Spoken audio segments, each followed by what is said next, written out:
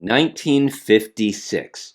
African bees were taken over to Brazil, where they were then crossbred with European bees. However, in 1957, 26 African queen bees escaped, along with colonies of European bees. After they escaped, they began to breed, and they produced a highly aggressive bee. Well, these bees started flying north about 100 miles a year. By 1990, they entered Texas, and the urban legend of the killer bee is born, as nobody really had a name. So what do they call them? Killer bees. Why? Up to that point, over that nearly 50-year period, almost 1,000 humans were killed due to bee stings from these killer bees. Howdy and welcome back. I'm Mike, your board gaming every dude, and this is Hive with a Y. Hive is a print and play game that is right now live on Kickstarter. And if you are unfamiliar with what a print and play is, that is a game where you print it out from your own printer, you print out the board, you provide your own pens and markers and colored pencils and dice, and you play the game. Matthew Folger, I hope I got that right, from Arrowbellum Games, a new print and play studio, reached out to me about Hive. I took a look at it and I think it's absolutely beautiful. So I want to share it with you. If you want to back it, I'm going to put the link in the description and in the pinned comment for this video. This is August of 2024. It has a $5 pledge and a $9 pledge. Comes with 6 variants that are distinguished by color as well as by stars. So your 0 star for your starter tutorial all the way up to 5 stars for difficulty. There's also a Hive to Hive variant, a 2-player competitive mode.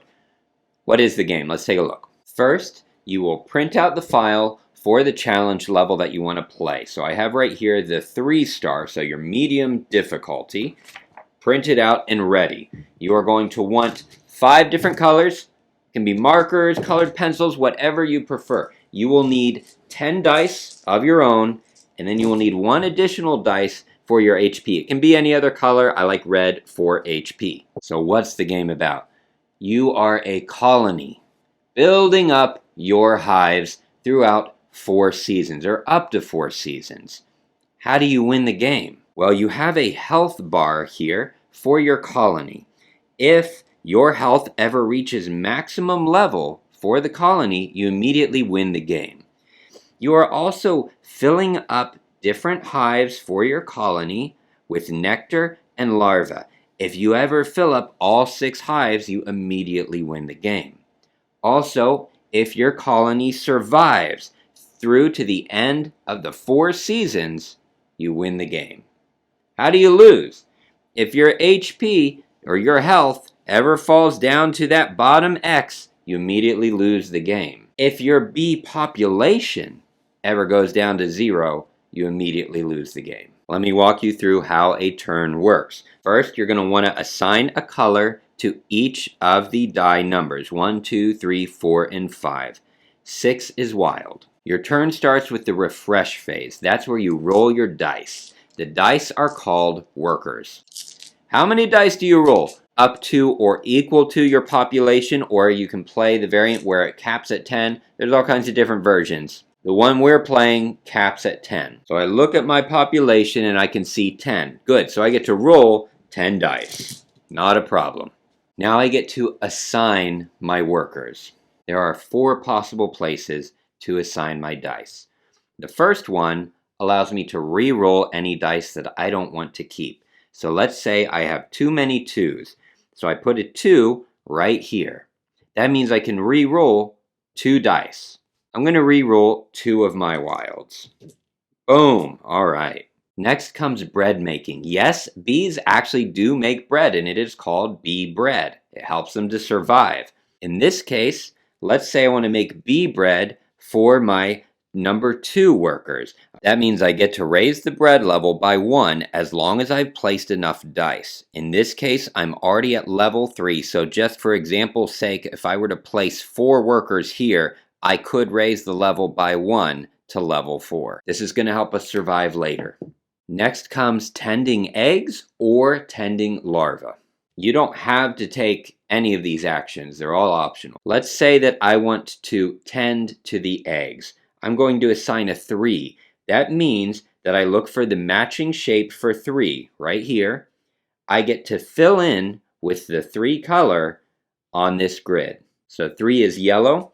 I can change the orientation of the shape any direction that I want. I can reverse it too. So let's fill in that shape. Or what I could have done, you don't get to do both of these, I could have assigned the 3 or any other worker down here. Then I get to circle the column matching that dice number. So you can see I've got 3, the column or the row, excuse me. And you also have a 3 row. So let's say that I choose to circle this column. I circle all of that and I get to take the benefits. The benefits are, as you can see in the graphics there, I gain health based on how many different colors I circled. I circled 1, 2, 3, 4.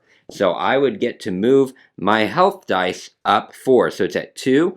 I would go 3, 4, 5, and 6. If I passed 6, I would roll it over to 1 and go over 1 space. Also, I get to add larvae for however many of those spaces were filled in. There are 6 spaces filled in, so I get to add 6 larvae to the hive that I'm currently in. I'll go into this hive and I will fill in 6 larvae. Then I get to add population based on how the larvae touch different colors. So for each color that each larva touches, that's 1 population gained, each unique color. In this case, I would gain 5 population, circling them in the population section. That leaves our last action choice, and that is tending to the queen. So I'm going to put my 4 worker here, and then I get to pick any one of the sub options below. The first one allows me to remove population matching the number on the dice, but then add that to my health. So I would take my population down by 4 and my health up by 4. Or I could pick the next option where I simply gain population based on the number of the worker. So I would gain 4 population. Or the third option is going to help me to develop more nectar when we get to the nectar phase. The fourth option is going to let me add nectar to the hive immediately based on the bread levels. Whichever royal jelly sub-action you choose, you fill in the spot for that color in the sub-actions pot. You can only have 1 of each color in each pot. Once you have 5 different colors that fill the pot, then you get to choose 1 of 4 Queen's Favors. Check it off after you take it. It's an immediate benefit that helps you win the game. We finish that and we go to the Nectar Phase. Any unassigned workers, in this case a 6, a 5, a 3, and a 1, get to place nectar in whichever hive you're currently working in. You start at this top one, and once it fills up, you go over to the next one, and so on. So in this case, I've got a 1 that I'll fill in. I've got a 3 that's yellow that I'll fill in. I've got a 5, that one's pink, that I'll fill in. And the 6 is wild. So let's fill in with the color that we want. Now you'll see that we completed the hive. Anytime that happens during the nectar phase, you get to score points. You score by counting the cells that are not touching a cell of a different color. Larvae are colorless. After counting each color, you multiply for a total.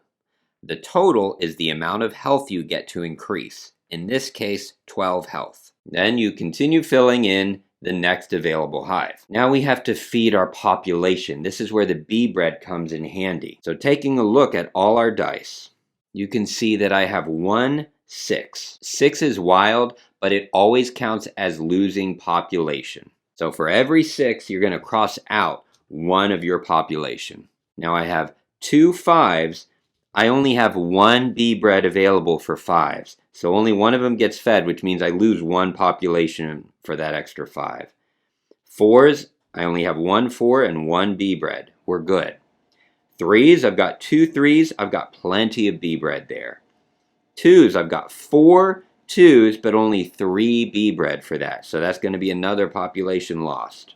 So that's a total of 3 population lost that I would cross out. We're also going to decrease population for completing a hive. Since we completed that hive, we have to migrate. We look at our seasonal chart and we see for this one, when we're in the spring, we're going to lose 2 population each time we migrate from one hive to the next. So we'll cross out an additional 2 bees. Now comes the seasonal effect. It's springtime. We get to choose one of these 4 terrible events that's going to happen in the spring. Maybe we were attacked. Maybe there was a storm. I'm going to pick the lowest one, 7. So I'm going to lose 7 health. I will take my counter down by 6 and then by 7. Then we start our next turn. After we've had 4 turns, we'll have finished spring and we go into summer, and then into fall, and then into winter. This game is a lovely solo puzzle. I have not tried out the 2-player variant. If you are interested, check it out on Kickstarter. If you have any questions, put it in the comments below. Be sure to get you the answers we can. I love you all. I'll see you next time.